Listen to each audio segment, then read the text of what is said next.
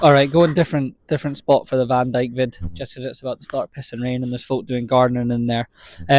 Yeah, huge news first of all, absolutely massive. I mean, I think out of the three players, Salah, him, and Trent, I think everyone was probably in agreement that he's the one that you want to keep.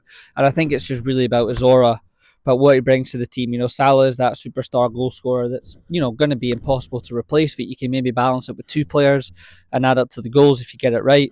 But just having a leader and someone like that in Van Dijk at the back is just, you can't buy it. And yeah, I was listening to a few stuff, this morning on it, and a lot of people saying that really he's probably the one, if you look back on the signings, that really was the transformative moment for Liverpool. Getting him for that 75 million, which everyone kind of gawked at, and I remember not Madrid, City wanted him, and I remember that was it was between us and City, and we kind of pipped them to it probably because we were willing to pay a little bit more for him because we backed it.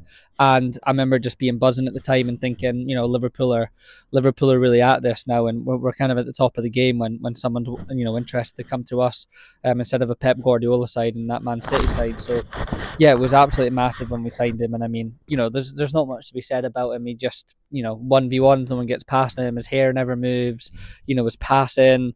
And really just in the last year or two when he's become captain, just with how much he's kind of taken on that role as a leader, you can see it in him in the games, you can see it in when he's playing at the pitch and he's at the back and he's talking to everyone. And yeah, I just think for the next 2 years to just keep the base going, keep everything solid for Slot, let him bring a couple of guys in. I think it's huge, and I don't think those two guys aren't signing a 2-year deal if Liverpool haven't said that they're out there looking for some big bit of summer transfer business to keep them at the top while they're still there for the next 2 years. So I'm absolutely buzzing with it. Liverpool are staying at the top. Van Dijk and Salah are staying. We're going to need to add some players to it, and I'm sure we will this summer, to a team that's going to go on and romp the league title.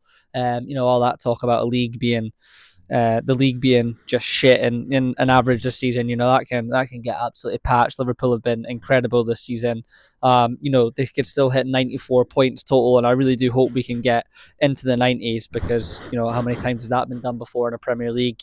Just Liverpool and City over the last few years. So yeah, league's not been shit. Liverpool have been the best. We're top. We're staying top. Van Dijk's not going anywhere. Salah's not going anywhere. Maybe bring Alexander Isak in down the middle in the summer, or just someone with goals, and just try and build the rest of the team. So yeah, huge day for Liverpool, huge day for the Reds. Can't wait to be singing those songs down on the bank holiday Monday, the 26th in Liverpool.